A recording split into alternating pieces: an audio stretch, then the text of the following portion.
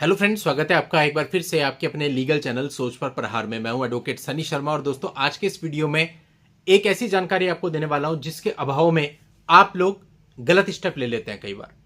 देखिए, आपके ऊपर जब कोई कंप्लेंट होती है या आपको कहीं पुलिस वगैरह से कॉल आता है या कोर्ट से कोई नोटिस रिसीव होता है या फिर कई बार कुछ भी अभी तक नहीं होता है लेकिन केवल धमकियां मिल रही होती हैं, तो आपके मन में पहला क्वेश्चन यही होता है कि हम अपनी सेफ्टी के लिए क्या करें।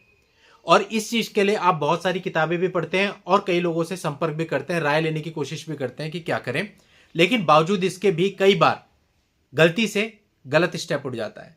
और उसका परिणाम क्या होता है कि सामने से जो लड़की पक्ष होता है वहां से आपके ऊपर सारे के सारे केसेस आ जाते हैं। जैसे कि आप जानते हैं, पुलिस कंप्लेंट हो जाती है आपकी और आपके पूरे परिवार की, आपके ऊपर डोमेस्टिक वायलेंस का केस पड़ जाता है, आपके ऊपर मेंटेनेंस का केस पड़ जाता है, कई बार आपके ऊपर चाइल्ड कस्टडी का केस पड़ जाता है, कई बार कुछ और, यानी 3 4 5 केस का पैकेज आपके ऊपर आ जाता है। अब दोस्तों यहां पर हमें करना क्या चाहिए उस पर हम बात करने वाले हैं। और नए कानून जैसे कि अभी लागू हो चुके हैं, तो बीएनएसएस के अंतर्गत आपको एक ऐसी धारा बताने वाला हूं जिससे आपको समझ में आएगा कि अगर आपके साथ ऐसा कुछ हो रहा है तो आपके लिए सबसे बेस्ट स्टेप क्या होगा जिससे आप अपनी सुरक्षा कर सकें। देखिए, इसको हम एक एक करके समझते हैं। अगर आपको ऐसा कहा जाता है कि आप सेक्शन 9 का केस फाइल करो, तो कई बार आप सेक्शन 9 का केस फाइल करते हो लेकिन आपके खुद के मन में ये होता है कि अब हमें उसके साथ नहीं रहना। तो आप एक गलत चीज कोर्ट को कह रहे हो, आपको नहीं रहना और आप कह रहे हो कि मैं उसको रखना चाहता हूं। डेफिनेटली आप आगे जाके फंसोगे। इस पर डिटेल्ड वीडियो काफी पहले का मेरा बना हुआ है, सेक्शन 9 फाइल करने से होने वाले नुकसान वो देखिएगा। और हाँ, एक र्यूमर आपका बिल्कुल दूर कर दूं, सेक्शन 9 अगर आप फाइल करते हैं तो इससे ऐसा नहीं है कि आपका मेंटेनेंस नहीं बनेगा। बहुत सारे लोग ऐसा सोचते हैं कि सेक्शन 9 हम फाइल करेंगे तो मेंटेनेंस नहीं बनेगा। तो अगर आप वास्तव में साथ रखना चाहते हैं तो एक अलग बात है, लेकिन अगर आपको भी साथ नहीं रहना है अब, तो सेक्शन 9 बिल्कुल भी फाइल मत कीजिए।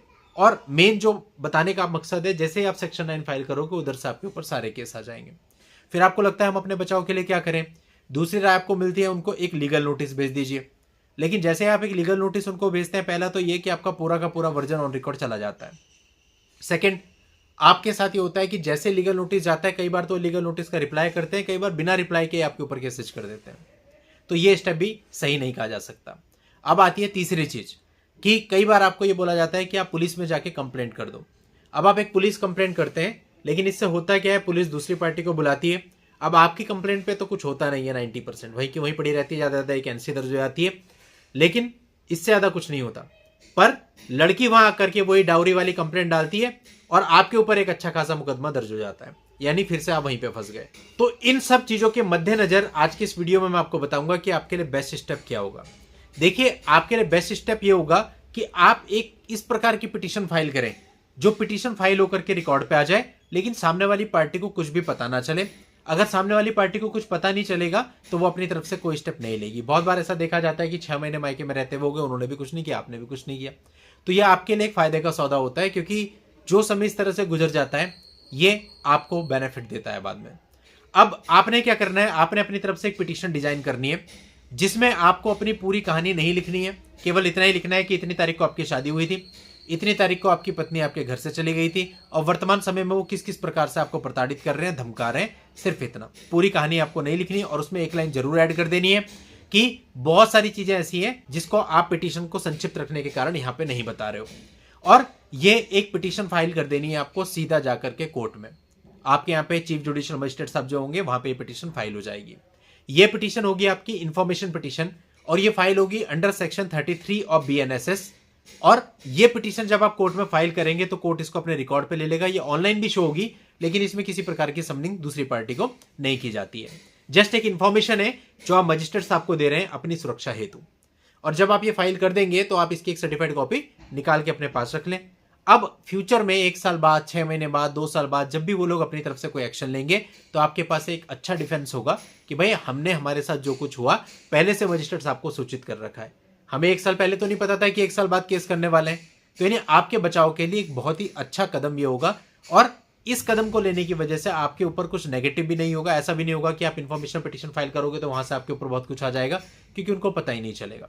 और यही चीज दोस्तों पहले भी हम आपको सजेस्ट करते थे। पहले ये था सेक्शन 39 ऑफ सीआरपीसी, जो कि अब चेंज होके हो गया है 33 ऑफ बीएनएसएस। तो आप इसके अंतर्गत एक अच्छी सी इंफॉर्मेशन पिटीशन बनाइए। टेक्निकली इंफॉर्मेशन पिटीशन में भी ऐसा कुछ नहीं लिखना जिससे आपके पत्ते खुल जाए, आपकी सारी बात उजागर हो जाए, आपका वर्जन उजागर हो जाए या फिर बाद में आप फंस जाए। तो टेक्निकली बनाना है, ये सबसे इंपॉर्टेंट बात है कि इसकी ड्राफ्टिंग आपको बहुत टेक्निकली करनी है और उसके बाद आपको इसे फाइल करा देना है।